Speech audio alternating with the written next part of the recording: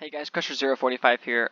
Yet again, we won our election last time. This time we're going to have some fun. We're going to actually work a little bit on policy. I'm not sure how much I'm going to get done, but I want to try and just kind of show you the basics of policy making. I think that's what I'll do with this video. We'll just make it a basics of policy making video, as well as some base metrics so we can understand what we're starting with here in the school board.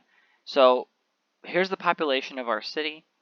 We've got, you've probably seen these demographics. We have about 43,000 youth, which I'm assuming means students, high school students and educational students. And you can see that population is going to keep rising.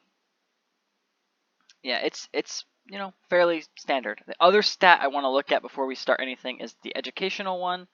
You can see that academics are not doing so well in our state, or in our city, I should say. So as a result, we need to basically help fix that as much as we can.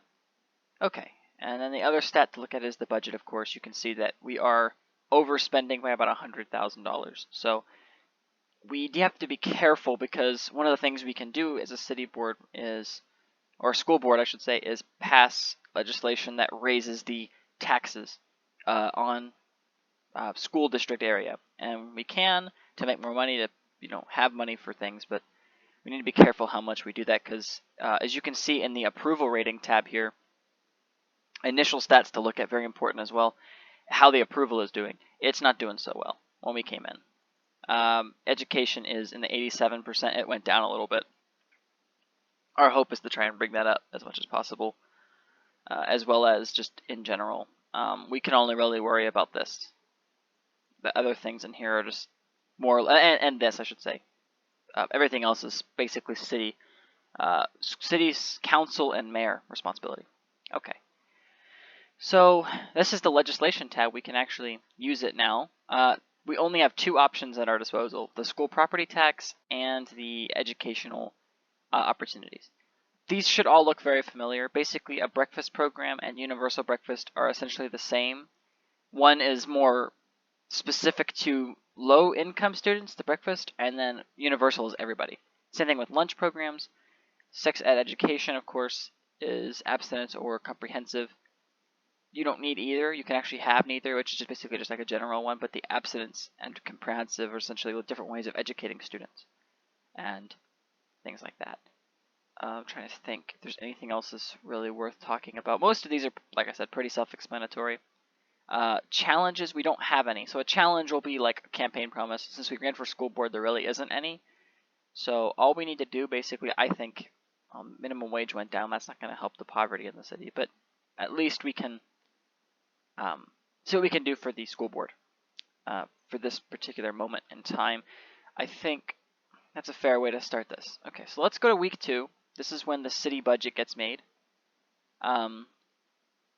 And that should help determine basically how much money we have at our disposal.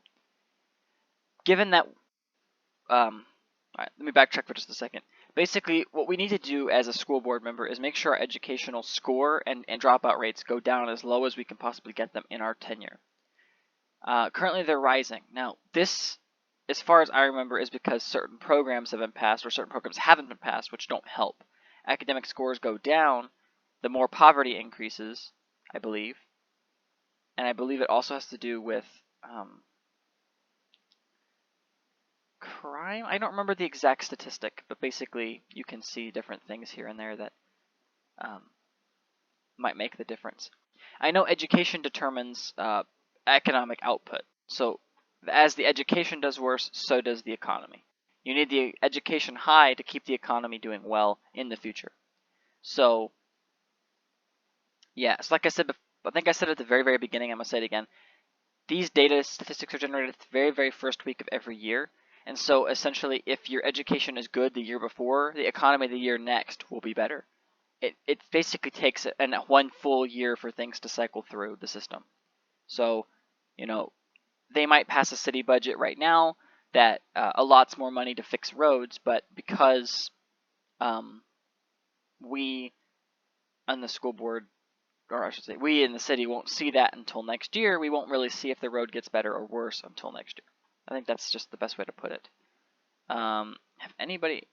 Oh, hey, I just wanted to check our proteges real fast. He is a city council member. He won his election. She won hers as well. She's state house, and that's it. He didn't run because we picked him at the very end, and he did not run because I think we picked him at the end too. There wasn't even state senate elections last year, I don't think. Okay. That all said, let's think about how we can craft our first policy. That's how I'm going to basically end this video. Let's craft one policy together today and see the process as it plays out over time. Maybe. Yeah, we'll do something like that. Let's check the property tax in the city. It's at 1.49%. That's pretty good. We're a Democrat, so we can raise that if we need to. I think we should pass, let's see. Yeah, that program is in effect, so master's degrees get higher pay. We have full-day kindergarten. There is free preschool for economically disadvantaged children. There is professional development workshops. There is comprehensive development. There are professional learning communities, welfare communities. There are not tutor grants. I think this is a good idea for us to try and pass it, see what happens. It costs an extra $1 million, which is a lot of money, but it will help our academic achievement.